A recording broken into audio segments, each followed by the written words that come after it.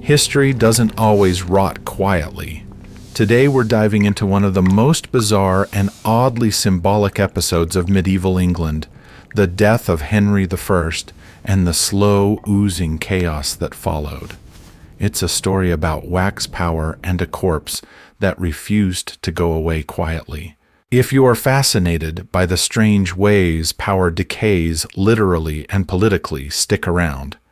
And if you've ever heard a weirder cause of death than too many lampreys, hit that like button. Got a theory about the worst way to preserve a king, or how this all could have gone differently? Leave it in the comments, we're dying to hear it. Henry that died with a belly full of fish and a country full of nerves. The official story is that he perished from a surfeit of lampreys, which is a poetic way of saying the king overindulged in bottom-dwelling jawless fish, best known for looking like wet tubes of teeth. He had been warned against eating them, of course. His physicians had wagged their fingers and cited their scrolls. But Henry, much like your uncle at a barbecue who thinks warnings are seasoning, took that as a challenge. The fish were eaten, the gut rebelled, and thus ended the longest and arguably most bureaucratically competent reign of England's early medieval period, not in battle, not by poison, but by lamprey. It's hard to think of a more fitting farewell for a man who spent his life threading between appetite and order. To be fair, Henry had outlived his legend. Born in 1068, the fourth son of William the Conqueror, he had clawed his way onto the throne in 1100 by sheer cunning and paperwork. While his older brothers traded castles and crusades, Henry preferred ledger's oaths and the occasional strategic imprisonment. His rule was a triumph of administration over aristocracy, until in a final act of poor governance, he forgot to ensure a living male heir. But we'll come back to that juicy little oversight.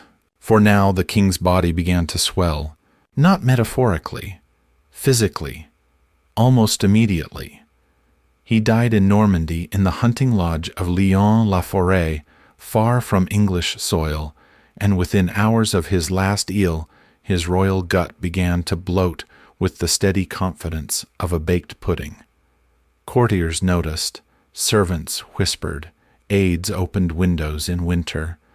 The cloying scent of myrrh and rot, that fateful blend, made its first unwelcome appearance. Naturally, the nobles panicked, not because the king was dead. Monarchs die all the time, like goats or tax exemptions, but because no one knew what to do next. Henry had named his daughter Matilda as his successor. Yes, but England had never had a reigning queen, and the barons were already sharpening their doubts.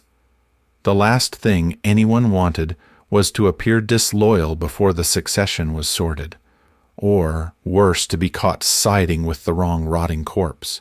This was not helped by the king's insistence, written plainly in his final wishes, that his body be returned to England and buried with the monks at Reading Abbey, a foundation of his own creation.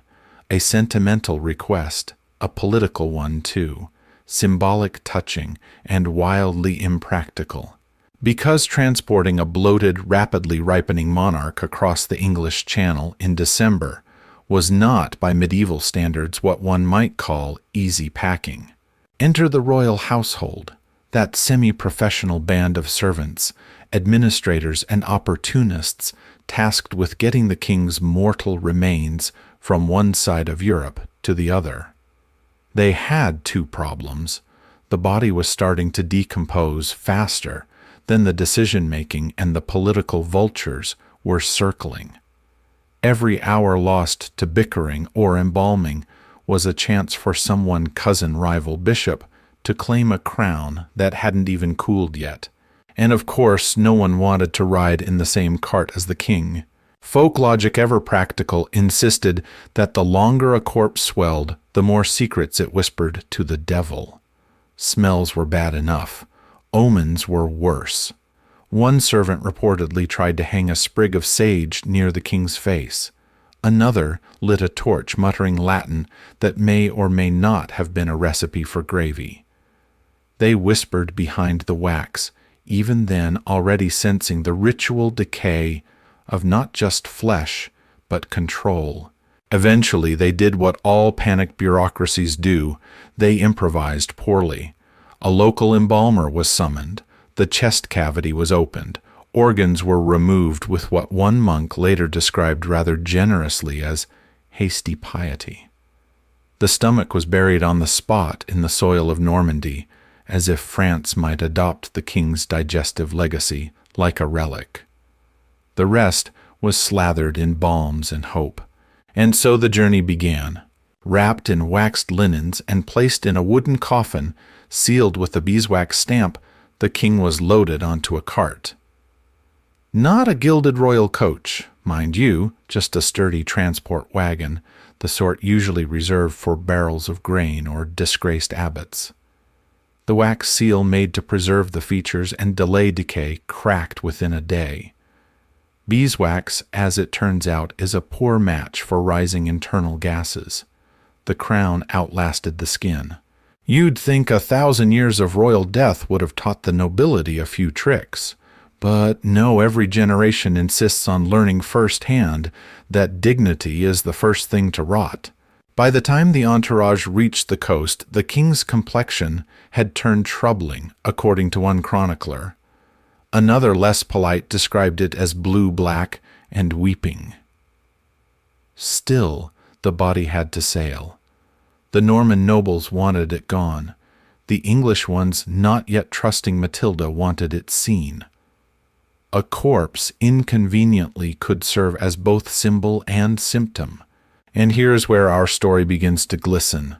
Because while the king's stomach fermented in French soil, and his bloated likeness crossed stormy seas in a cracking coffin, the kingdom he once ruled waited with held breath and loose loyalties.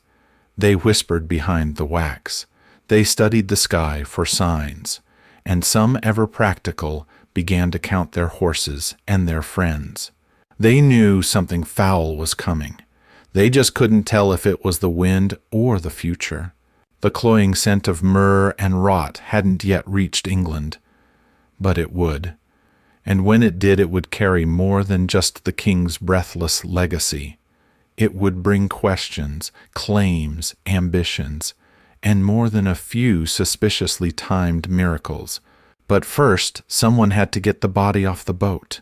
And someone else had to ask very, very quietly, who gets the body? When the coffin landed in England, it didn't so much arrive as announce itself. The scent drifted first, a complex blend of sanctified herbs, bodily surrender, and what one port clerk politely described as an adventurous cheese. Then came the entourage, grim-tired and strategically silent. And finally the cart creaked down the dock, bearing what was left of Henry I England's once mighty king, now a partially liquefied symbol in transit. You'd think they would have had a plan. After all, Henry had ruled for 35 years, codified royal justice, and filled the kingdom with his bastards, literally and administratively. Surely someone had drafted a post-mortem itinerary. But alas, when it came to royal cadavers, medieval logistics were less about efficiency and more about who was standing nearest when things started dripping. And thus began the awkward ritual of who gets the body. Technically, the answer was simple. The monks of Reading Abbey, Henry had founded their order. He'd poured money and relics into their coffers like a devout man hedging his afterlife. His final wish, scribbled, stamped, and sealed in a waxen flourish, stated clearly, "Bury me in Reading among my brothers." Unfortunately, in matters of death, clarity is often ignored in favor of proximity, politics, and personal discomfort. The Archbishop of Canterbury wanted a say. So did the Bishop of Winchester. The local lords of Dover insisted the corpse needed inspection for the sake of national security, which mostly meant they wanted to see the face and check for signs of foul play, or worse, a last-minute change in will. Even the Port Reeve had questions about fees permissions and whether transporting a noble slurry violated any sacred customs. There was also the small matter of the wax seal now cracked and curling. Originally meant to preserve Henry's dignity, it had instead revealed the softening reality beneath. A king's face once stern and hawkish now puckered like old fruit. A few enterprising attendants considered resealing the coffin with fresh wax, but the scent was too far gone, and frankly no one wanted to lean in close enough to hold it still. One brave monk attempted to read last rites mid-wharf, hoping to stem the chaos with some good old-fashioned holiness. But the wind carried his Latin prayers off toward the Thames, and all anyone really heard was a soft wet plop inside the casket. You didn't need a miracle to know the soul had likely moved on, or that the king was now traveling more in puddle than procession. And so the arguments began. Reading Abbey has no facilities for such a condition, sniffed one noble, who clearly hadn't been to reading in a while. He'll be safe with us in Westminster, said another, eyes flicking toward the Abbey's grandeur and its vaults of political relics. What if he wished to be seen again, ventured a clerk waving a paper that no one had signed. Folk logic chimed in, of course. It always does.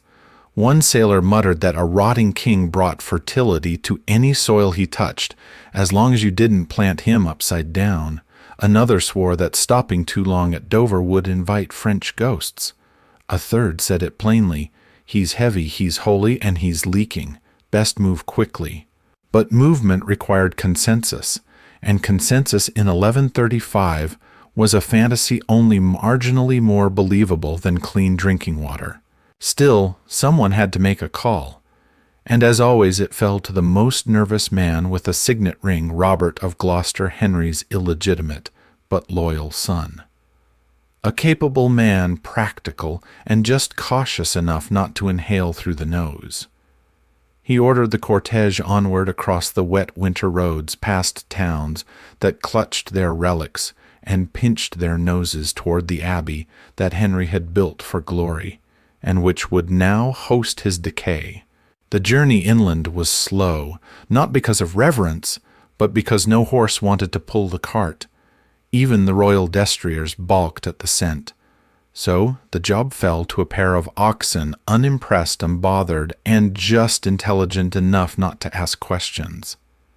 The entourage followed at a distance, not for pageantry, but for airflow. In villages along the way, children were told the procession carried a Saint One who smelled of spiritual trial. Adults weren't fooled. They whispered behind the wax. Some knelt, some made the sign of the cross, others locked their doors. A few optimistic innkeepers tried to sell mulled ale in honor of the king. No one stayed long enough to finish a cup. And all the while the question lingered, who truly owned the king's remains? Was it the church with its prayers and paperwork, the court with its ambitions and anxious scrolls? The family splintered across claims and bloodlines, or the people, those ordinary souls who now watched a royal carcass trundle by like a bad omen on wheels. No one dared answer, not yet, but they all understood what was at stake. The corpse was a symbol, a claim, a warning, and as long as it moved, as long as it existed, someone might use it. Just before reaching Reading, a storm rolled in. Rain fell cold and straight, plastering cloaks and muting hooves. Some said the heavens wept for the king. Others said the skies were trying to rinse the roads clean before the next disaster. Either way, the coffin arrived, soaked its wax seal, now little more than a decorative squiggle. At the abbey gates, the monks emerged in solemn rows. They had prepared for weeks, polishing the altar, reheating the tomb chamber, even scrubbing the stone fonts twice over. But none of it masked the scent. The cloying blend of myrrh and rot seeped into stone wood and prayer. As the cart halted, one monk took a hesitant step forward. He bowed low and with a trembling voice asked the question that no one had dared speak aloud since the king's death. "Shall we open it to confirm identity?" The silence that followed was not holy. It was strategic. Every noble present did the mental math open the coffin, risk exposure, literal and political. Leave it sealed and hope the wax, or at least public memory, would hold. Robert of Gloucester cleared his throat. "No," he said, "he's home now." And with that, the monks took custody of a crumbling legacy just as the rest of the kingdom began to eye the throne. The crown outlasted the skin, but the fighting, that was just beginning to bloom. The king was sealed, mostly, or at least enough beeswax had been applied to suggest the concept of closure. Inside Reading Abbey, the monks did what monks do best in times of fainting terror. They prayed vigorously and opened the windows.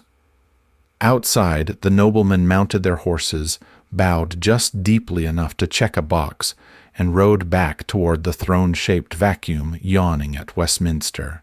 But let's turn back a moment to the journey that brought Henry's flesh and symbol across the Channel, because the trip home deserves more than a summary of bad smells and worse roads. It was in fact a master class in how not to transport a decomposing monarch through medieval Europe.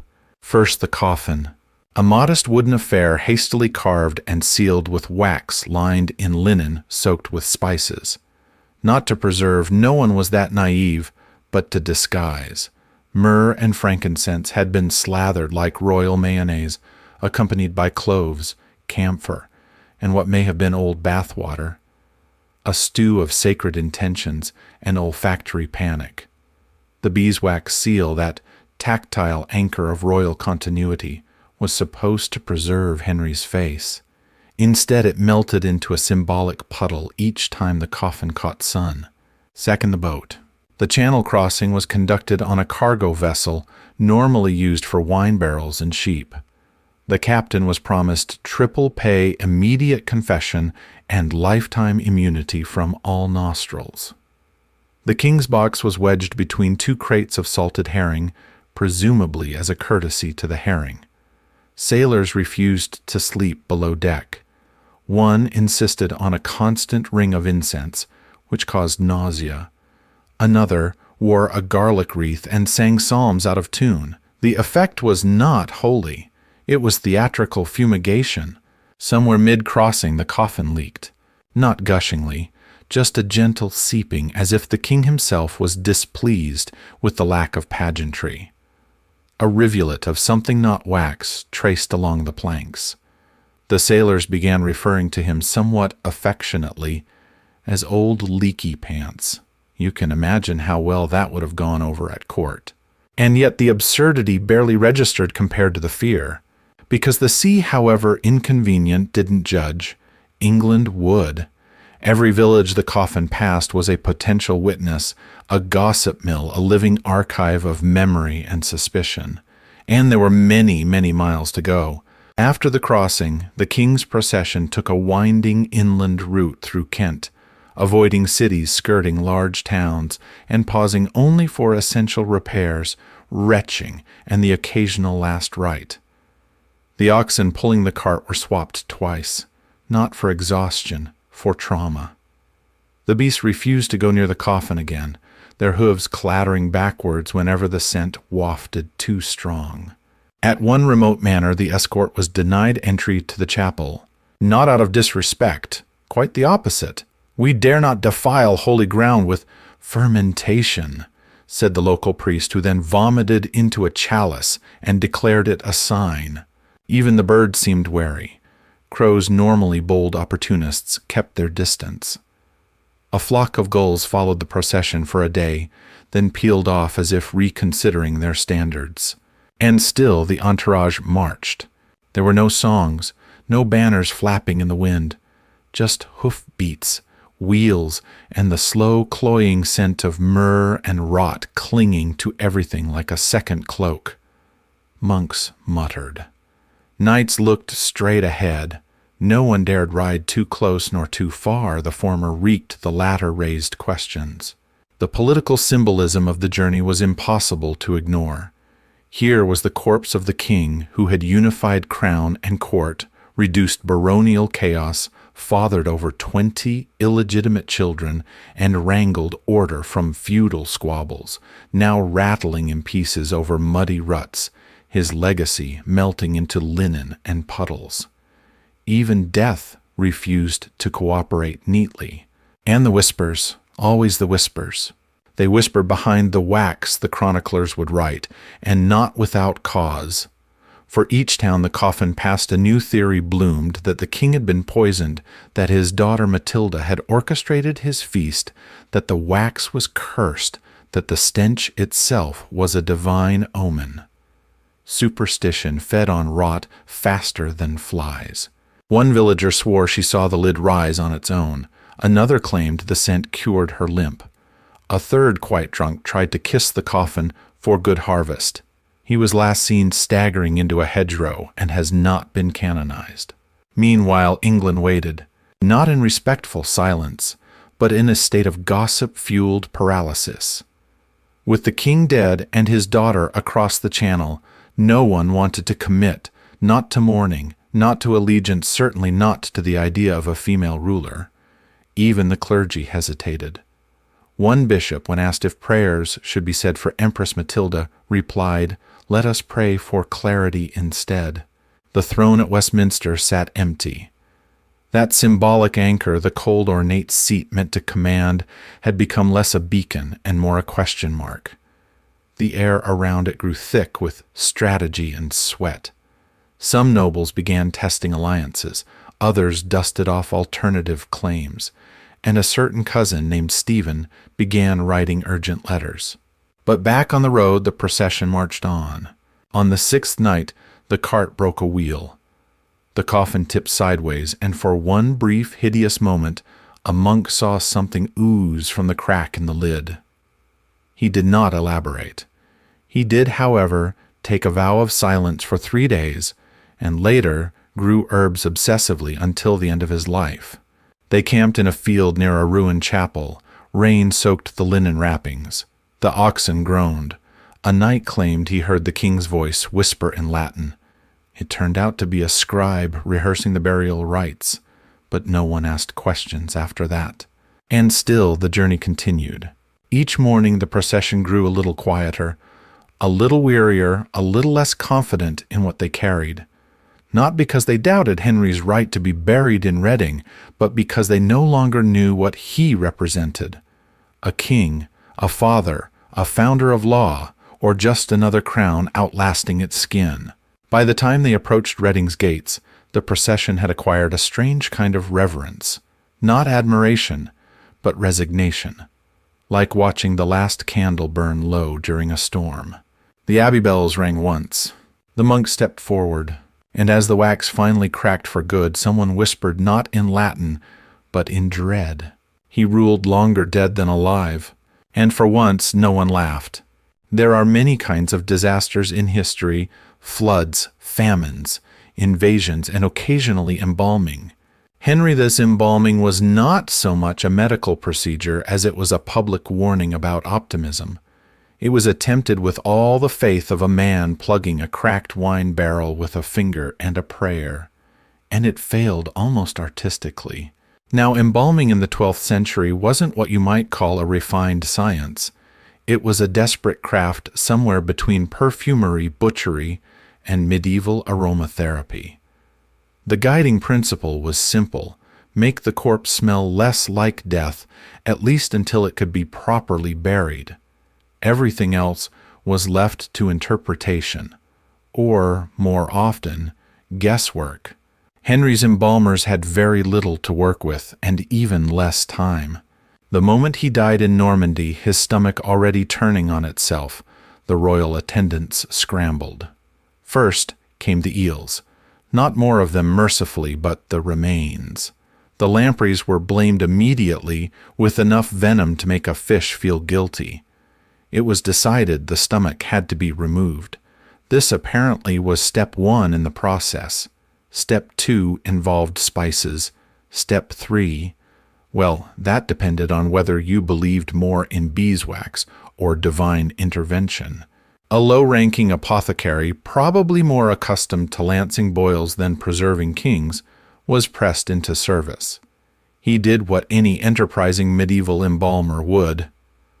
He opened the chest cavity, scooped out what was no longer recognizably royal, and slathered the inside with salt sage cloves, and what one witness claimed was a handful of rosemary and much regret.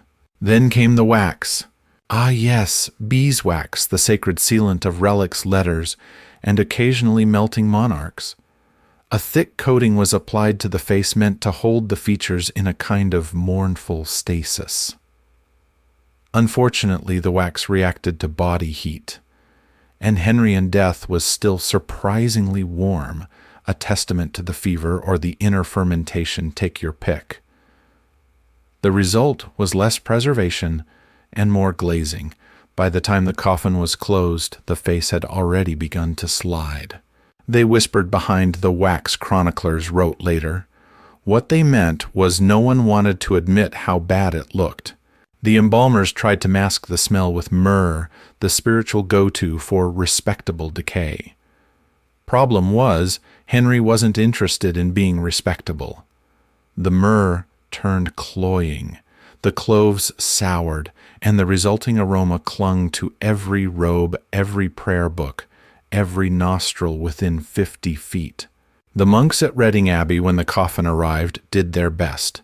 They believed in holiness, in ritual, in the redemptive power of death, and in keeping windows open. They placed the body in a stone vault. They burned incense by the pound. They fasted for 3 days, which was either out of mourning or because the smell made soup unappetizing. One novice, unfamiliar with royal protocols, asked why the wax was bubbling. An angel sighing, whispered an older monk before fainting into a font.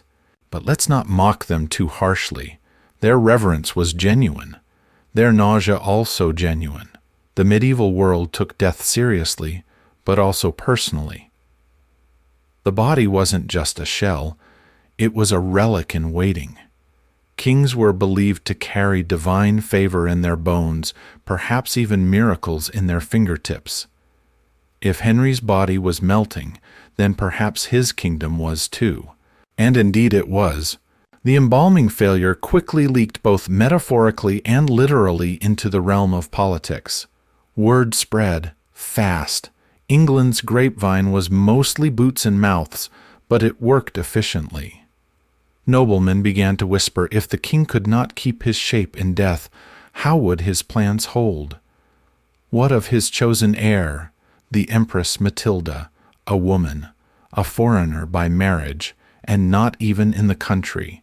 The embalming became metaphor, the way all royal mishaps do. They said the wax cracked because God was angry. They said the smell proved the king had sinned. They said the melting face foretold a melting crown.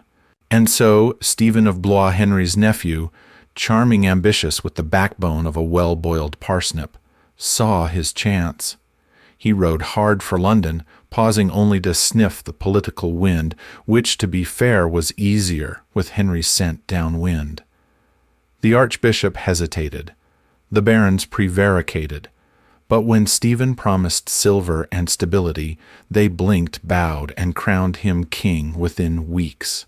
Henry's body hadn't even cooled, or rather it had cooled far too much before his legacy was already being rewritten. The embalming disaster, once a private indignity, became a public parable. You could smell it in every court, a kingdom held together by wax, and prayer was going to need more than spices. Still, the monks at Reading persevered. They recited daily prayers beside the tomb. They kept the stone lid cool with damp cloths. One even composed a hymn titled, "He Waiteth Still," which regrettably was never performed after the first rehearsal ended in choking. They tried truly, but the crown outlasted the skin, and the beeswax, once a hopeful seal, now symbolized something else entirely, fragility masquerading as permanence. One chronicler, suspiciously anonymous, wrote that the abbey cat refused to go near the tomb for a year. Another claimed the stone around the grave remained slightly warm for months, as if the king's presence refused to finish decaying. A poetic exaggeration, no doubt. But in a land desperate for signs, even wax bubbles could become prophecy. And then one night it cracked, a loud snap echoing through the cold abbey halls. The monks raced to the tomb, thinking perhaps an intruder had come. But there was no one, just the coffin, now slightly askew, its wax seal shattered at the edge. No one touched it. No one said a word. They simply lit another candle and added another hymn to the schedule. From then on, the tomb was never opened again. Not for viewing, not for verification, not for curiosity. He ruled longer dead than alive, and the scent of myrrh and rot would not be the last thing Henry left behind. The problem with royal wombs was that they made everyone uncomfortable, including, it turned out, the crown. When Henry named his daughter Matilda heir to the throne of England, it wasn't an act of radical feminism. It was desperation. His only legitimate son, William, had drowned 25 years earlier in the White Ship disaster. A watery mess so tragic it made even the Normans weep into their wine. After that, Henry spent years producing illegitimate children, like a drunken rabbit, but not a single additional heir the church would approve of. So Matilda it was, Empress Matilda, to be exact, once married to the Holy Roman Emperor, later remarried to Geoffrey of Anjou, and now widow mother and rightful heir to the throne of England, at least according to Henry. To everyone else, she was a problem wrapped in a uterus. The barons had sworn oaths to support her. Publicly they agreed, but privately they wrung their hands, clutched their codpieces, and muttered things like the natural order and too much silk in the throne room. A woman on the throne meant uncertainty. It meant foreign influence. It meant horror of horrors, rule by emotion. And most terrifying of all, it meant a royal birth could happen at any time, mid-war, mid-council, mid-procession. And so the whispers began. They whispered behind the wax, yes, but now they whispered behind the womb.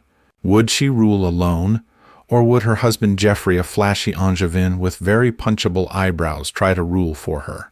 Would their children born in Anjou become too French for the English? Could a queen command knights in the field? Could she lead a siege-hold court, or yell convincingly at bishops? Could she bleed and still be obeyed? Folk logic in all its squirming wisdom had strong opinions. A queen might rule only in absence of a husband, of a brother, of options. She might act, but not decide. She might command, but never too loudly. The womb was not just a vessel. It was a variable one the kingdom wasn't prepared to calculate. And Matilda, sharp-educated, fluent in 4 languages, and not inclined to simper, was not in the mood to be calculated. After Henry's death, she moved with careful precision. Still in Anjou, she began summoning allies. Her half-brother Robert of Gloucester, loyal and steady, was already in England, stirring support. Messages went out. Promises were offered. Gold gleamed in discreet corners. But while she wrote letters, Stephen moved faster. Her cousin son of Adela Henry's sister had been charming his way through England for years. Handsome, pious, amiable. A man so mild he could have been carved from white bread, and that was exactly what made him palatable to the nobles. While Matilda was consulting strategy, Stephen galloped to London. While she reinforced her claim, Stephen sat beside the archbishop with a look of practiced humility and a document that probably still smelled of fresh ink. While she considered tradition, Stephen considered convenience. He was crowned before she could even cross the channel. It wasn't just a betrayal, it was an annulment of her very womanhood. She had been denied not because she lacked lineage or intelligence or strength, but because she had too much womb and not enough beard. The irony, of course, was that Matilda had never wanted to be queen. Not at first. She had been an empress, regal, continental, respected, but her father had insisted, had trained her, had given her the keys to his kingdom, and then died holding the door shut behind her. So she returned, not meekly, not mourning, but with the cold resolve of someone who knew exactly how many oaths had been broken, and how many barons would have to pay for it. Her return was not grand. No trumpets, no white horses, just quiet landings, small meetings, a growing tide of support from nobles who either believed in her cause or wanted to hedge their bets. Matilda understood courtship, not the romantic kind, but the political seduction of barons, bishops, and mercenaries. She offered favor where Stephen offered familiarity. She gave silver where Stephen gave sermons. And slowly, piece by piece, she began stitching together a tapestry of resistance. But always the same shadow loomed. What if she married again? What if she bore more sons? What if she got pregnant mid-campaign? What if she couldn't ride to battle? What if she bled? You really didn't want to be the clerk tasked with asking her that last one. And yet Matilda pressed forward. She raised an army. She landed in England. And with her came a new kind of fear, not of invasion, but of inversion. What if a woman could rule? What if she ruled well? Stephen, meanwhile, began to wobble. His early reign had the shape of stability, but none of the weight. He handed out lands like pastries. He tried to please everyone and please no one. He looked the part of a king, but sounded more like someone waiting to be overruled. And Matilda watched him fumble alliances, watched him bend to the bishops, watched the coinage grow thin and the loyalty thinner. She didn't need to break the throne, just show that he couldn't hold it. Her womb, so feared by the kingdom, became her strangest weapon. She had already borne a son, young Henry, and in him she now had an heir to rival any line. The child was being raised with swords, scrolls, and servants, who bowed with extra caution. Some day, Matilda promised he would rule. But first she had to clear the crown. And England, weary of eels and wax and whispered prophecy, was about to learn that succession isn't sealed by blood or beeswax. It's sealed by persistence. Stephen of Blois hadn't exactly planned a coup. That would have required strategy. What he had was proximity charm and the political instincts of a mildly clever sheepdog. The moment Henry I exhaled his final eel-scented breath in Normandy, Stephen launched into motion with the kind of urgency usually reserved for fires and inheritance lawyers. He galloped to London like a man being chased, which, politically speaking, he was. Behind him loomed the will of the dead king, the righteous claim of Empress Matilda, and several cartloads of nobles weighing their options, like fruit sellers checking for bruises. But Stephen knew something Matilda didn't. In politics, presence matters more than paperwork, especially when half the realm is already muttering about how wombs can't wear crowns. So he moved fast, faster than grief, faster than messengers, faster than the rot leaking through Henry's coffin seams. He reached the capital in record time, greeted by a wary city and a cathedral already debating who might be next to bless the throne or curse it. The Archbishop of Canterbury blinked. Then he nodded. Now, to be clear, Stephen had sworn an oath, as had most nobles, to support Matilda's claim. But oaths in medieval England had the shelf life of a ripe pear, especially when the alternative to perjury was a pleasant, pious man standing right in front of you, saying, "Wouldn't it be simpler if I just did it?" Stephen didn't need to force anyone. He merely invited them to imagine a kingdom without drama, no foreign husbands, no awkward childbirths during council meetings, no empress with sharp cheekbones demanding oaths be remembered. Just good old familiar Stephen who promised peace and gave out land like a cheerful uncle at a wedding. By December 1135, he was king, not crowned with pomp exactly, but with just enough incense and inertia to make it official. The bishops mumbled approval, the nobles clinked goblets, the peasants shrugged and went back to not dying of cold, and the empty throne at Westminster, no longer empty, but also not quite full. Because Matilda was still alive, still Henry's daughter, still very much interested in the seat that Stephen had warmed with borrowed authority. And Stephen, try as he might, couldn't keep the seat from wobbling. He started well enough, issued charters, renewed liberties, smiled, rode his horse through villages like a man who thought ruling was mostly about being visible, but problems crept in like smoke from a damp fire. First came the barons, those eternal freeloaders of fate, who saw in Stephen not a king but a convenient vacancy.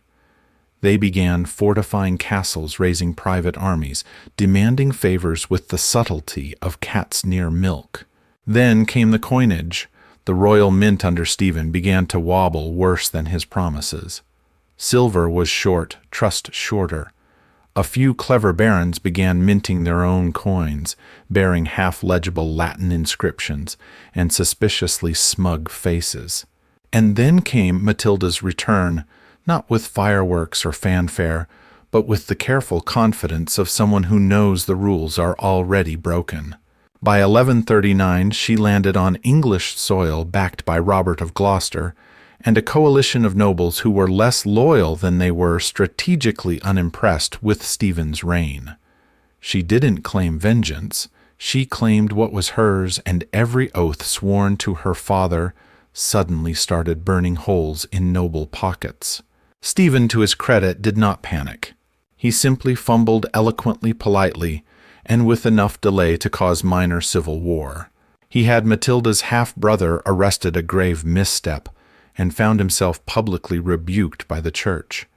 He tried to rally support by promising reform, but barons had heard that tune before, and this time the fiddle had snapped. Worse, his own allies began drifting like smoke. Loyalty leaked faster than a coffin seam. Minor nobles hedged bets, whispering Matilda's name in back rooms, and writing her son's name Henry on scraps of parchment hidden under altars just in case. They whispered behind the wax, yes, but now they whispered between swords. And through it all Stephen tried. Really, he did. He was not cruel nor tyrannical. He simply lacked the spine to govern in a storm. The barons sensed it. The bishops sighed it. The peasants, as always, just hoped someone would fix the roads. But it wasn't the roads that needed mending. It was the crown itself, cracked by inheritance, melted by ambition, and now bouncing between two heads like a cursed relic no one wanted to hold too long. Folk logic began to bloom again, as it always does when leaders look uncertain. "If a king cannot command the weather, he cannot command the harvest," muttered one reeve. "Too many claimants spoil the taxes," observed another. Some even said that Henry's decay had cursed the realm, that his body improperly embalmed and hastily buried had released more than stench. It had released confusion now spreading like mold across the land. Whether or not you believed that, it was hard to argue with the results. By 1140, England was sliding into chaos. Not an explosion, a slow, damp collapse. Castles turned independent. Towns swore loyalty to whoever fed them. Justice became a traveling concept, often limping behind a horse with the wrong banner. And Stephen the king, who had once said no thank you to Matilda's claim, with a polite smile and a convenient coronation, found himself wondering what exactly he had said yes to. The crown outlasted the skin, but not the consequences. By the time England realized it was at war, most people had already started locking their doors during the day. This wasn't war in the grand clarion trumpet sense. There were no rousing declarations, no epic charges, no tidy lines of soldiers facing off under proud banners. No, this was the Anarchy, which is what later historians would generously call it. A better name might have been the long, soggy sulk. Because when Matilda and Stephen each claimed the throne, England didn't split cleanly. It crumbled. Picture the kingdom as a loaf of bread, stale, already cracked.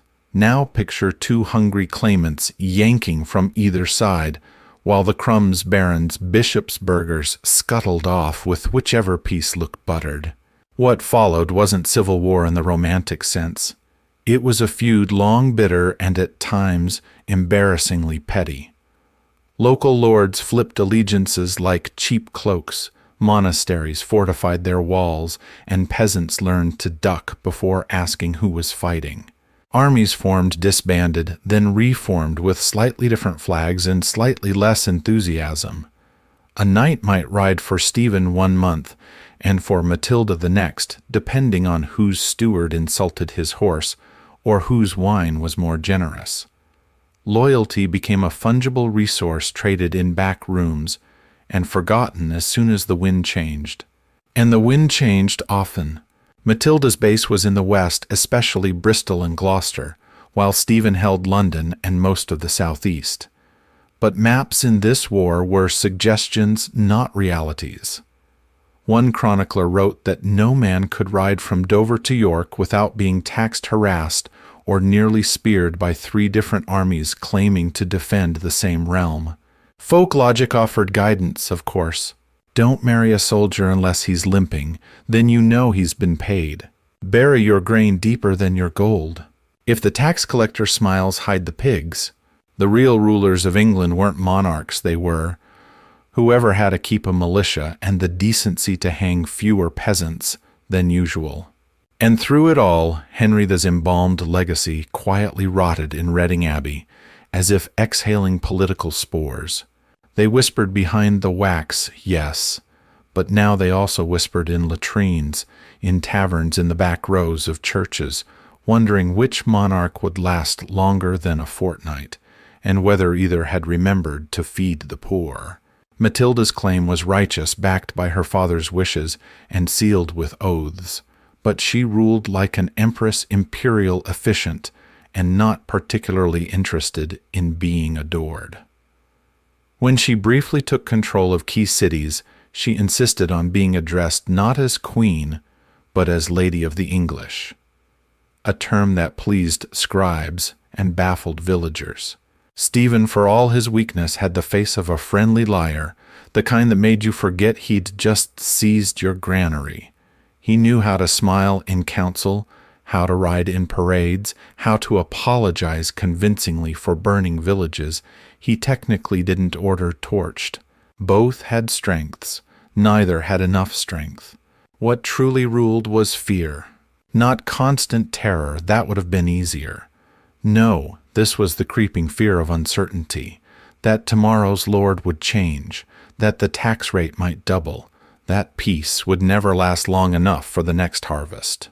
Monasteries built tunnels, towns hired mercenaries, and common folk developed a new emotional category somewhere between resignation and indigestion.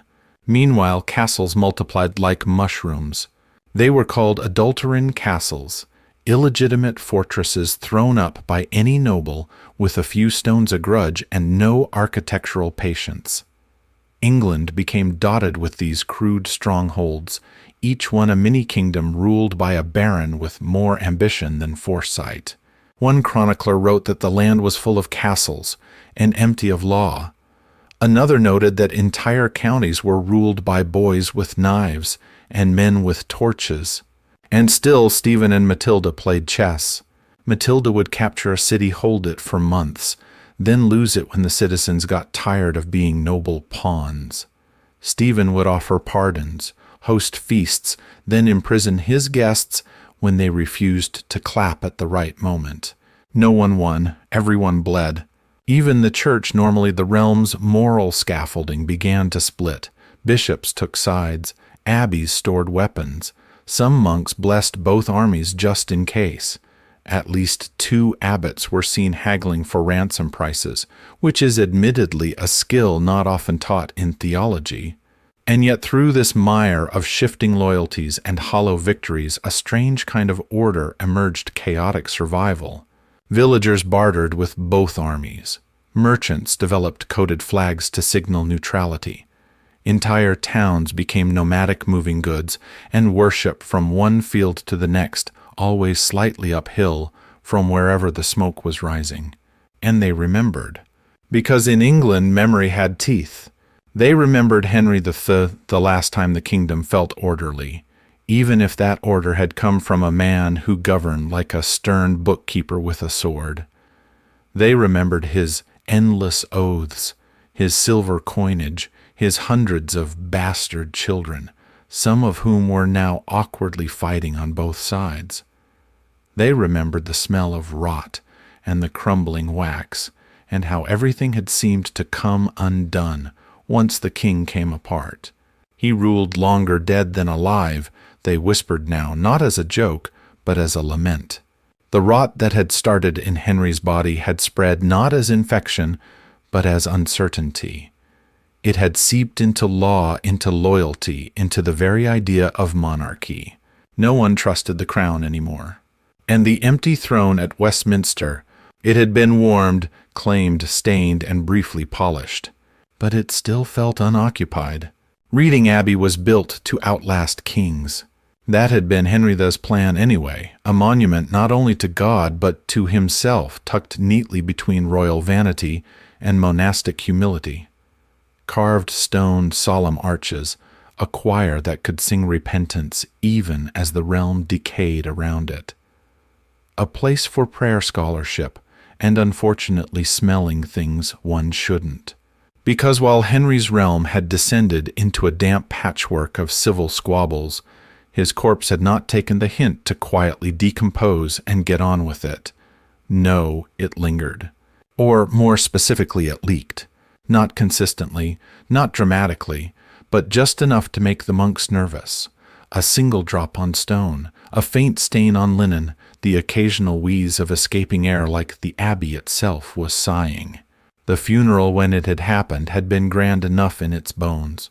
Cloaks, censers of bishop who fainted politely mid-prayer. The monks tried, they chanted, they bowed, they sprinkled aggressively. And yet, through every ritual and verse there hung an inescapable presence, the cloying scent of myrrh and rot curling between candle flames like a theological warning. The coffin had been sealed twice, once with wax, once with panic, but wax, as history now knew all too well, had limitations. Beeswax is a noble thing. It polishes scrolls, seals love letters, and holds together the expectations of royalty. But when applied to a human face in the throes of advanced decomposition, it has one fatal flaw. It melts. The monks noticed it first during evening vespers. Brother Godwin, who had a nose like a bloodhound and the tact of an inkblot, reported a sweetness with undertones of sin. No one laughed. A day later, the abbey cat, a normally aloof beast named Benedict, refused to enter the nave. That was when the whispers began again. They whispered behind the wax, just as they had on the road, only now, with incense clutched tighter and hymns sung slightly off-key.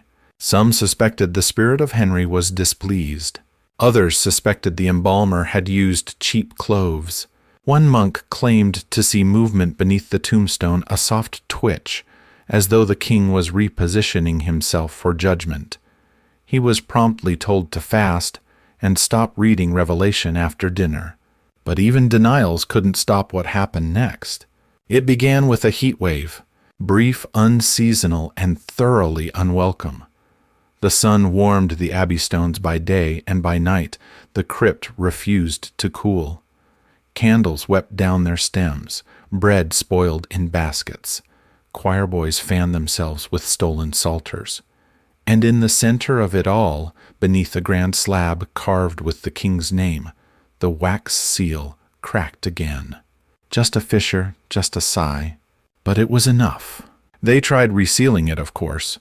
A new mixture was prepared, beeswax, frankincense, powdered chalk, and desperate hope.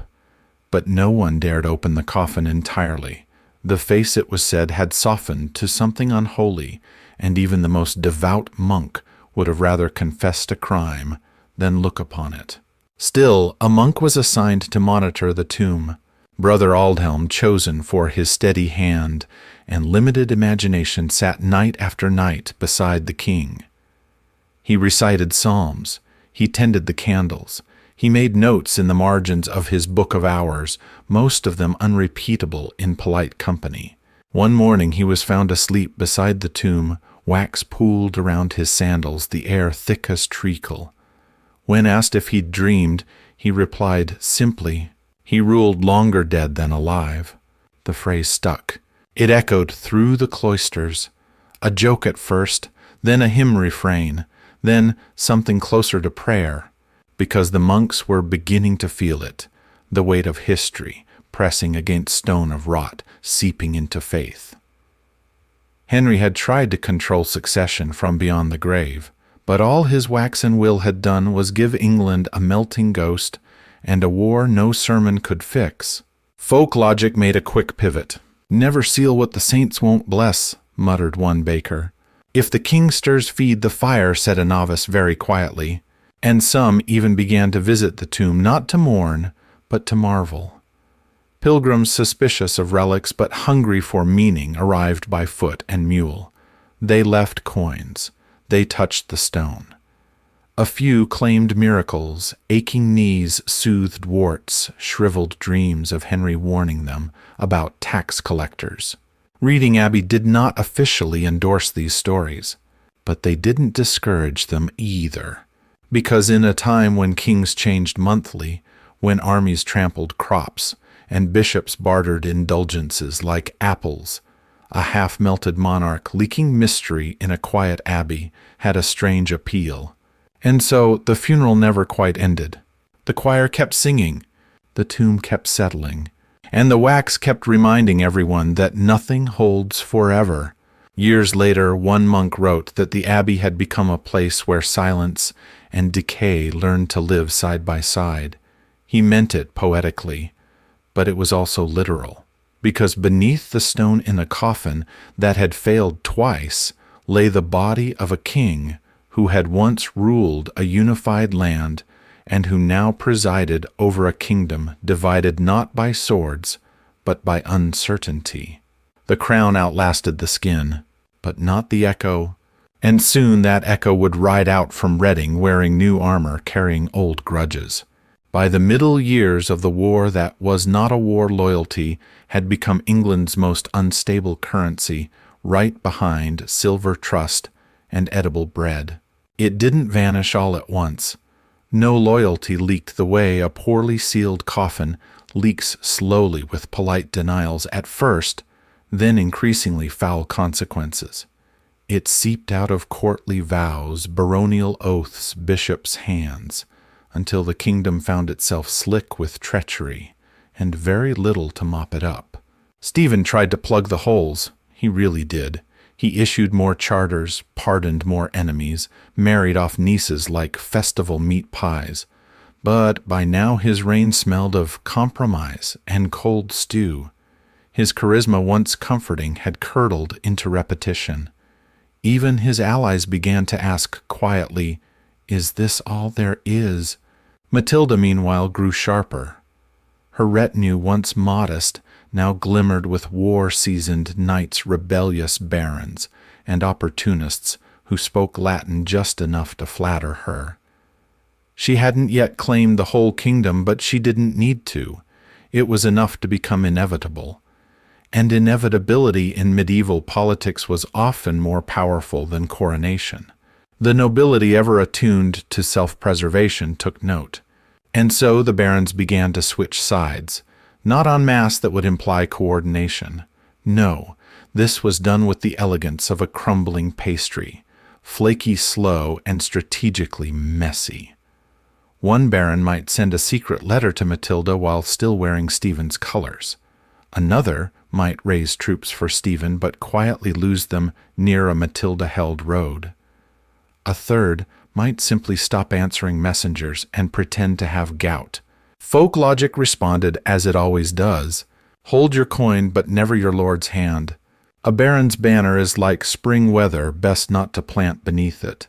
If your castle has more than one banner, hide your wife. The royal court became a carousel of faces. Some barons appeared in both camps within the same month, changing crests and allegiances with the moral flexibility of a wet boot. Others claimed neutrality, which usually meant they were fortifying their own keeps and waiting to see who ran out of food first. Even Robert of Gloucester, Matilda's staunchest supporter and half-brother, occasionally had to negotiate with turncoats before breakfast. One particularly nimble noble, William of Ypres, a Flemish mercenary who'd hitched his fortunes to Stephen, changed allegiances so often that monks joked he had 2 rosaries, one for each claimant. Meanwhile, the peasantry observed all of this with the exhausted eye of people who had once trusted in monarchs and now trusted in cellars, fences, and plausible ignorance. Monks began to offer special prayers for those who must choose sides and those who must not choose at all.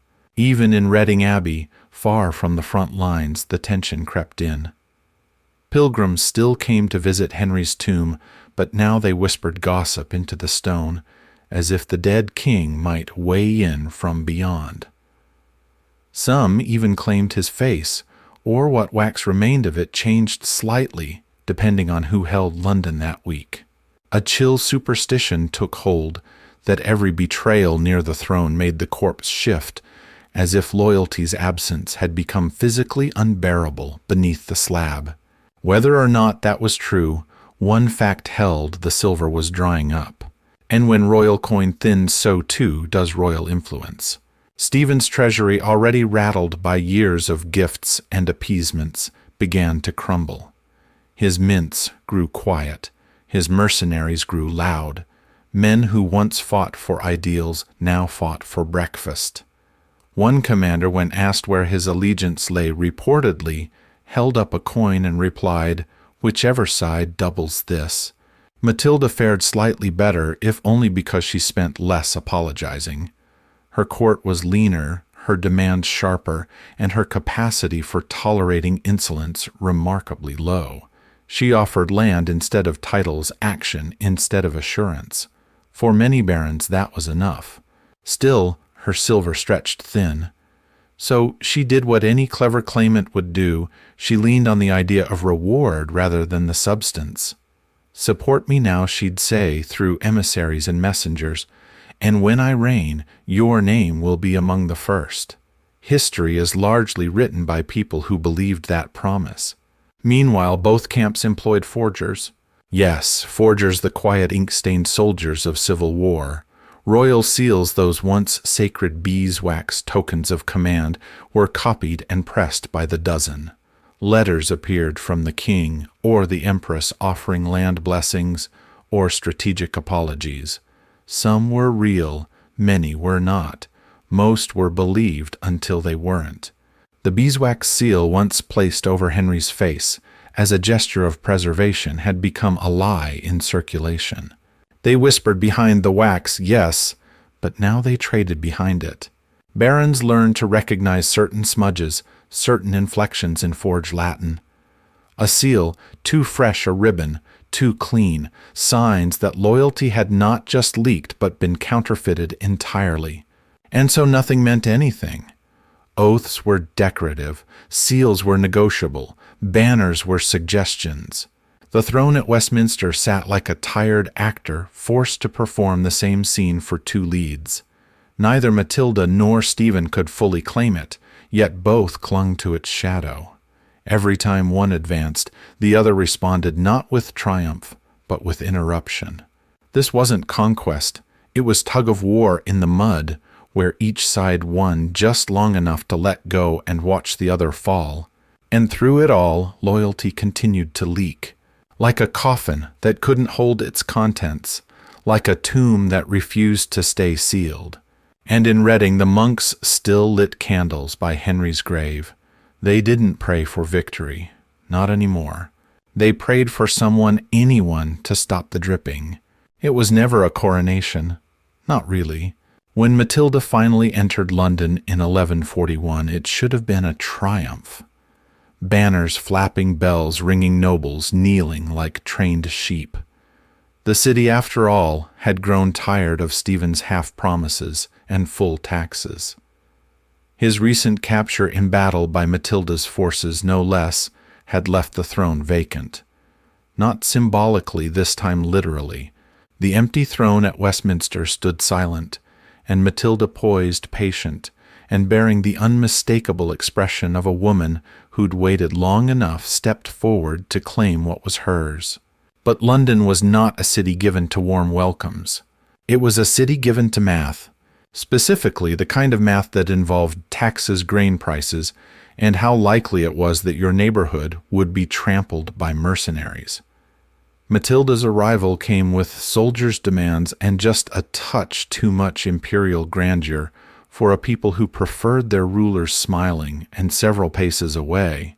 Still, for a brief flickering moment it looked like England might finally crown its first queen regnant. The barons arranged a provisional court. Bishops practiced the liturgy. Scribes rehearsed the correct phrasing for a monarch who could give birth and give orders. She was addressed per her own insistence not as queen, but Domina Anglorum, Lady of the English. It was legally clever and socially confusing. One bishop said it sounded like a devotional poem. A merchant mistook it for a new tax. Still, the throne was there, and she was so close. But power, like perfume in summer, tends to evaporate under scrutiny. It began with small grumblings. London's aldermen, those eternally calculating stewards of city self-interest, found Matilda's tone too sharp, her taxes too steep, and her soldiers too familiar with the local wine cellars. She issued orders briskly. She dismissed flattery coldly. Worst of all, she showed no interest in being liked. Now, to be clear, Matilda didn't make mistakes. She made decisions, firm, efficient, unsentimental decisions. But England wasn't ready for a woman who governed like a ledger. They expected warmth, or at least a bit of pageantry. Matilda offered neither. Then came the chamber pots. It's unclear who threw the first. But by the morning of her would-be coronation, London had turned. Not the whole city, mind. You just enough of it to send a clear brown message. Streets filled with jeers. Someone lobbed spoiled fish. A chamber pot landed with royal precision just behind her retinue, splattering indignity across an otherwise respectable cloak. The crowd howled, the soldiers tensed, and Matilda, who had withstood storms, betrayal, and childbirth, narrowed her eyes and turned her horse. She did not beg. She did not plead. She simply left. Some called it a retreat, others a strategic repositioning. The monks at Westminster later referred to it as the half-crown rule, that brief moment when the throne was hers in everything but ceremony, when her hand hovered over the crown but never closed. Folk logic unsurprisingly adapted overnight. Don't count the crown until it's on the scalp. If the chamber pot flies, change course. Even a queen must watch where she rides. And so Matilda's half-crown faded into legend, a moment of almost power scented faintly with resentment and urine. Stephen, still imprisoned, watched all this from a cell lined with scribbled prayers and the occasional rat. His allies, panicking, begged Matilda for mercy. She responded with the grace of a monarch and the ice of an empress, no ransom. Not yet. Not until the crown sat on her head and the kingdom in her lap. But the moment had passed. And kingdoms, like cats, resent being picked up once they've decided otherwise. Even her allies began to twitch. The Earl of Essex, once vocally loyal, began writing private letters. The Bishop of Winchester, Stephen's brother, and a man with the political flexibility of wet parchment, defected back to the other camp with a muttered apology and a firm grip on his cross. The throne, empty again, waited, and the wax beneath Henry's tomb at Reading cracked once more.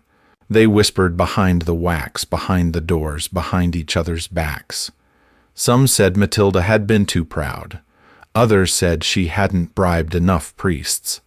One particularly bitter abbot claimed her cheekbones were too sharp to rule. Whether they meant that politically or structurally was unclear. And so Stephen returned, released from captivity in a political prisoner swap, so awkward it might as well have involved hostages and homemade bread. Stephen galloped back into London like a man who'd merely been out for milk. The city greeted him with cautious relief. The nobles greeted him with sharper terms. And Matilda, bruised but unbroken, retreated west. She still held territory. She still held her claim. But the dream of a peaceful coronation, of standing in the abbey while the crown was lowered onto her brow, that dream had slipped between her fingers like melted wax. The throne at Westminster remained a seat for ghosts, and as Matilda rode away from London, the smell of myrrh and rot seemed to drift behind her, as though history itself were exhaling disappointment. But she did not weep. She did not beg. She simply waited, because a half-crown, after all, is still half closer than anyone else. Victory, as Stephen learned, can be just as hollow as a throne built on doubt. He returned to London in 1141, not as a triumphant monarch, but as a placeholder with better timing. Matilda had fled the city. The streets, freshly scrubbed of rebellion and chamber pot residue, welcomed Stephen back with the enthusiasm of a tired landlord, allowing a noisy tenant to move in again on probation. Yes, he had a crown, again. Yes, he had a procession. Sort of. But the incense smelled slightly burnt, the bishop's Latin was uncertain, and at least 3 lords in attendance were already known to have sworn oaths to Matilda that very spring. Still, Stephen smiled. He always did. That was his thing. Where Matilda had ruled with steel, Stephen returned with sugar pardons, pensions, and passive-aggressive blessings. He forgave rebels. He released hostages. He posed near cathedrals with children who may or may not have been his. But behind the public charm, his court knew the truth. His grip was as soft as his face. The barons knew it too. And so the chaos resumed with just enough ceremony to make it feel official. Castles changed hands weekly. Justice depended on geography and whether your judge had eaten. Church tithes were paid in kind, which increasingly meant goats and vague shrugs. And across the land, noble families began preparing for winter by stockpiling alliances rather than grain. Because no one believed Stephen would last. Even Stephen didn't entirely believe it. He ruled like a man sitting very still on a teetering chair, trying not to breathe too deeply in case the legs gave out. Every rebellion was forgiven. Every bishop courted. Every muttering from Matilda's camp treated as if it might sprout fangs by morning. And they whispered again. He ruled longer dead than alive, some said, but now they meant Stephen, whose claim had become more apparition than authority. Others whispered that Matilda had retreated only to return stronger, that she was sharpening her son like a blade, young Henry, now a boy of growing reputation, and even sharper lineage. They whispered behind the wax, yes, but they also whispered in bedchambers and alehouses, in drafty cloisters and rain-drenched markets. This isn't done, not yet, not until someone actually rules. Reading Abbey, meanwhile, continued its quiet decay. Not in structure the stones held, the windows gleamed, but in spirit. The monks kept their heads bowed and the candles lit, but they no longer sang with hope. Henry's tomb, once the centerpiece of a royal foundation, now felt like a satirical footnote. Pilgrims still came, some wept, others stared. A few claimed to hear faint thumps below the stone, as if the old king were knocking politely, trying to ask whether England had finally gotten its act together. It hadn't, because Stephen's second reign, much like his first, began to unravel, not from violence, but from erosion. A dozen minor barons refused to answer summons. The royal treasury shrank to the size of a miser's purse. One royal charter was written on reused parchment, the faint ink of an older promise visible beneath Stephen's new one, a metaphor so glaring it practically smirked. Even Stephen's allies began to lean away. Not outright rebellion, of course, just strategic silence. One earl stopped replying to letters. Another fell ill whenever summoned. A bishop relocated for spiritual retreat conveniently near Matilda's territory. When confronted, they all said the same thing: we serve the crown. What they didn't say was, which one? And the peasants, they'd stopped pretending.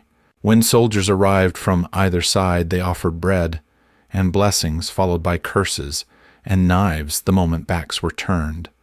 One town flew both flags and claimed it was for balance. Another hosted both claimants' envoys in the same tavern, charging double and serving watered ale to both. Folk logic adapted accordingly.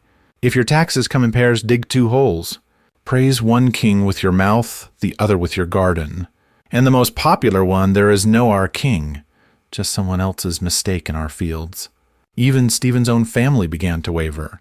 His Queen Matilda of Bologna, yes, confusingly also named Matilda, had fought tirelessly for his crown, raised armies, bargained with bishops, once stared down a siege while visibly pregnant. But even she began to age beneath the strain. She still rode beside him, still kissed the seal on his charters, but her eyes, once flinty with ambition, had turned to glass, as though watching a man slowly vanish from his own reign. Stephen ruled, but no one followed. Not really. And the throne at Westminster, it creaked, not under weight but under memory, of a king who once kept the barons in check, who administered justice like ledger entries, who filled the court with letters and laws and rows of quiet clerks. A king who had left a daughter and a wish, and somehow that was not enough. That throne no longer wanted Stephen. It didn't want Matilda either. It wanted something else. A shadow, perhaps. Or a son. Or maybe just someone who could sit without everything falling apart. Stephen didn't know it yet, but his victory had already ended. He was king again, yes, but only in the way a statue is a person, recognizable, carved, and utterly immobile. And far away in a cold chamber in Anjou, a young boy named Henry was learning how to ride a horse, sharpen a sword, and speak with the weight of 3 bloodlines behind him. He would not be patient forever. By the late 1140s, England was less a kingdom and more a tired argument no one remembered starting. The nobles had stopped pretending. The church mumbled through its duties with the weary cadence of a clerk rewriting the same sentence daily. Barons ruled their lands like miniature kings, each with their own laws, levies, and increasingly personal definitions of justice. The royal courts, such as they were, shuffled parchment, but rarely results. If governance existed at all, it was done in back rooms over watered wine and threats whispered behind beards. This was the aftermath, not of conquest, but of attrition. The war hadn't ended. It had simply withered. Stephen still sat the throne technically, but even his supporters had started referring to him in the past tense. Matilda had retreated to Normandy, not in defeat exactly, but in disgust. Her son Henry, now a teenager with a head full of Latin and inheritance, loomed on the edge of the narrative like a sharpened comma, waiting to change the sentence. But in England everything remained unresolved, because by now the people had stopped caring who wore the crown. They just wanted anyone, to fix the roads. The countryside was littered with bones. Not just the war dead, though there were plenty of those. Bones of broken treaties, bones of abandoned villages, bones of trust picked clean by years of shifting allegiances and opportunistic barons. Entire counties became skeletal in governance, a ribcage of old laws with no organs left to animate them. Folk logic called it the hollow rule. The throne still stands, but no one sits right. The crown fits, but not the head. And the more poetic muttered, "We live off bone and blame now."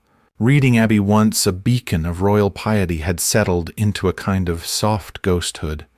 The monks still sang, still swept the stones, still lit candles at Henry I's tomb, but the air in the abbey had thickened, not with death exactly, with endurance.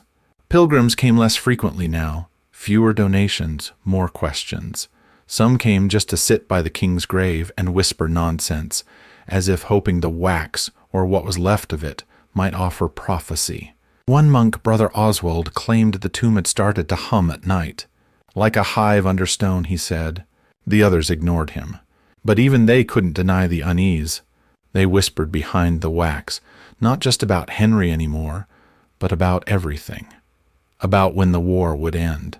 About whether the king could still command the barons. About whether England had forgotten how to be ruled at all. In some places the war had become ritual. A siege in spring, a retreat by harvest. Skirmishes scheduled around market days. Nobles exchanged insults like tithes, regular, expected, increasingly meaningless. One castle was taken 5 times, in 3 years each time, with less ceremony.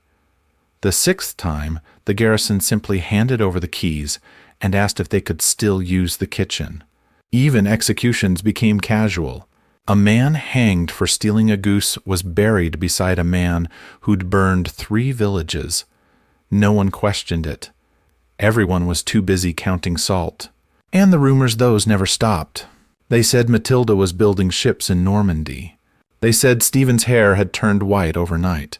They said young Henry had bested 3 knights in a single afternoon, using only a wooden sword and a disapproving glare. Each rumor was a kind of hope dressed in dread, not because people wanted more fighting, but because they wanted an ending, and no one else seemed willing to write one. The throne at Westminster, still nominally occupied, had lost its luster. Its very presence felt insulting. A chair pretending to be a crown, and every time a noble walked past it, they felt a quiet itch like remembering a lie you told too well. One chronicler wrote, "We once prayed for peace. Now we pray for anything to change." And yet nothing did. Because Matilda refused to concede, and Stephen refused to reform, and Henry, he waited, in the shadow, in the margins, in the whispered phrase, "When he comes. When he comes, things will settle. When he comes, the crown will fit again. When he comes, the kingdom will rise." No pressure then. But back in Reading, the monks kept watching the tomb. The wax had melted long ago. The face beneath, once sculpted with pious hope, had collapsed into something softer, less human, more symbolic, as if Henry himself had dissolved into metaphor. He ruled longer dead than alive, they still said. But now it meant more. It meant that no one had taken his place, and that perhaps no one could. The smell of myrrh and rot had faded from the stone, but its memory lingered. A scent that lived in the mortar, in the corners of hymnals, in the folds of habits, hung too long near the crypt. Even when the wind shifted, the monks still thought they could taste it, like a kingdom's failure caught in the throat. Somewhere near the coast, a boat was being prepared. A young man was packing a sword, a seal, and a name. And this time he would not come quietly. When Henry Fitz-Empress stepped onto English soil in 1153, the ground didn't shake. It should have if legends had any decency, but no, the earth stayed still, the seas receded politely, and only a few seabirds gave any notice. And yet something shifted. A tremor, not in rock or rain, but in expectation. This was Henry, son of Matilda, grandson of William the Conqueror, great-grandson of Flanders, Normandy, and strategic marriage. And most importantly, he wasn't tired yet. England, by contrast, was exhausted. 2 decades of lords playing musical thrones, fields burned and rebuilt, oaths given and revoked like receipts.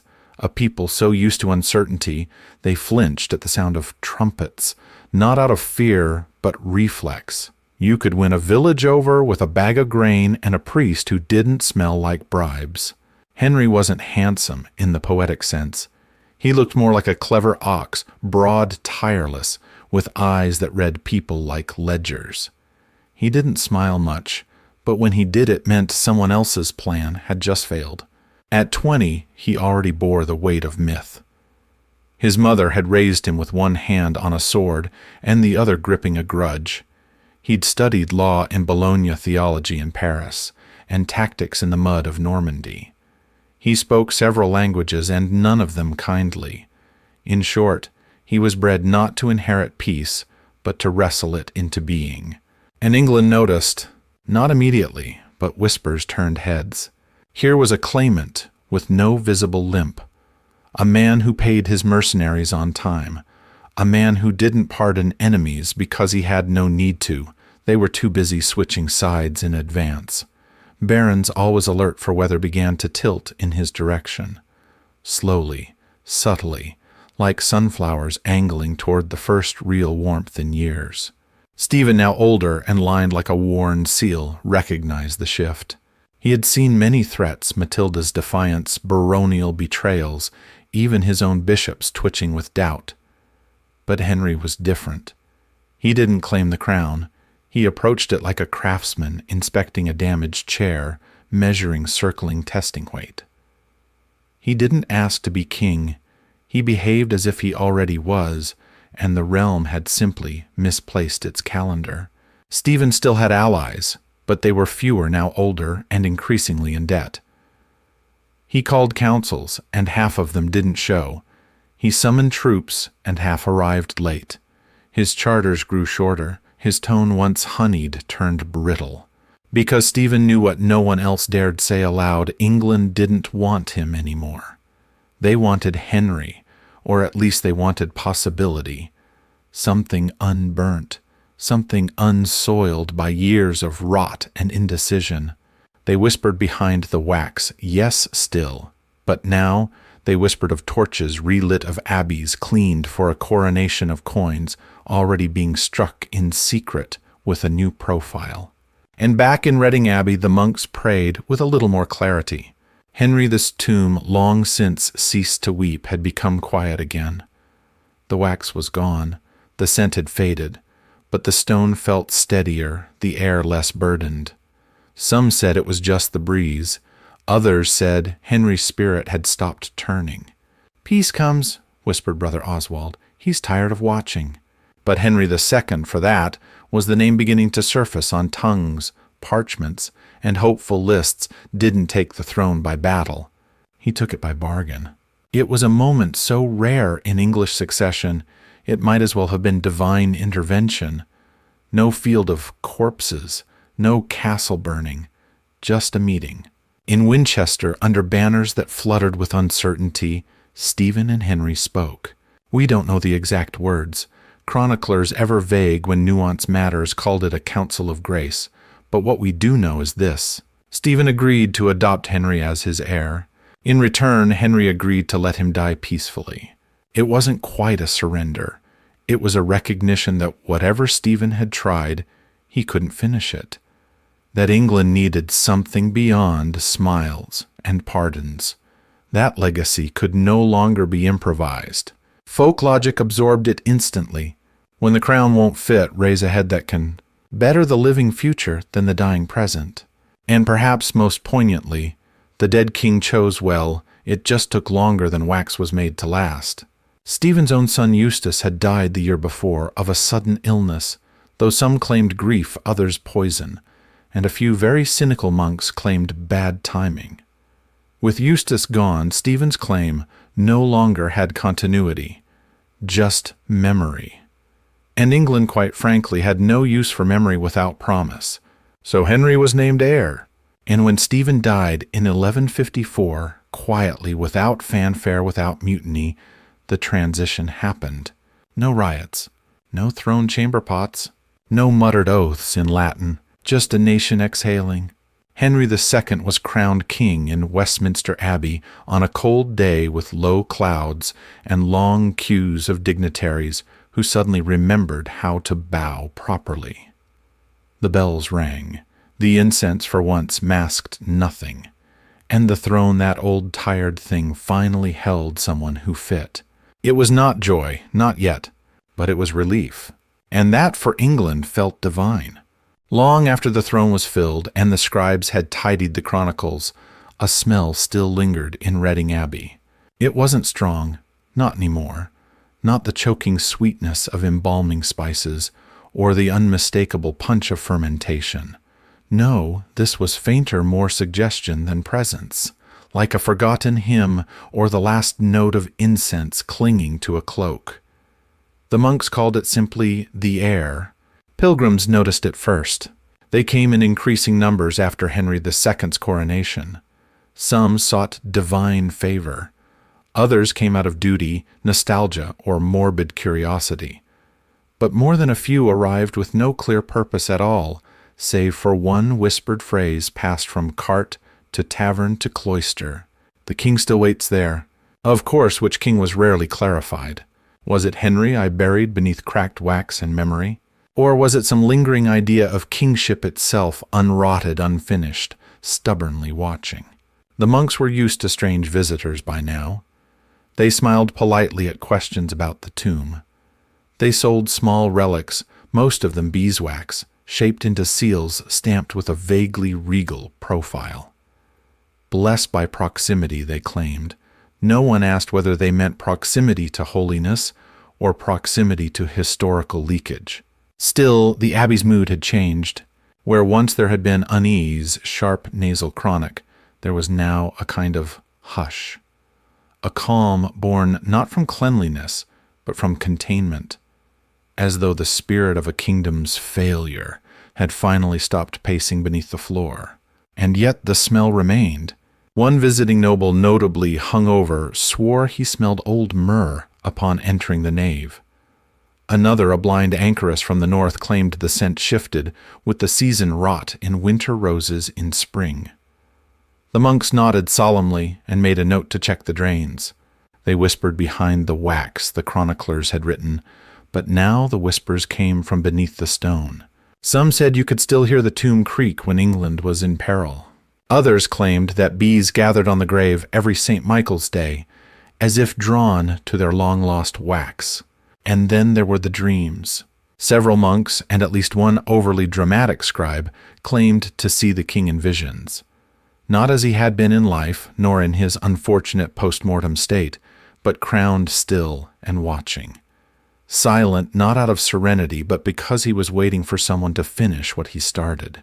These visions became part of the abbey's quiet legend that Henry had not truly left, only paused, that he'd offered his kingdom a daughter and the kingdom had rejected her, that he'd crafted laws and the barons had undone them, that he had built an abbey to house his legacy only for that legacy to melt at the seams.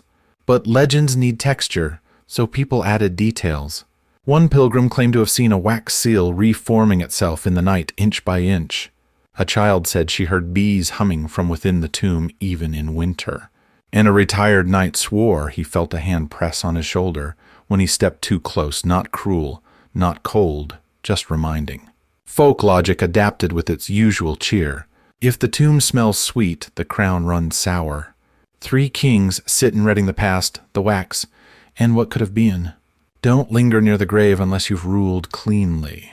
Henry II, to his credit, never visited the tomb formally. He sent gifts, endowed the abbey with fresh lands, restored the library. But he avoided the place not out of disrespect, but perhaps something closer to deference or guilt.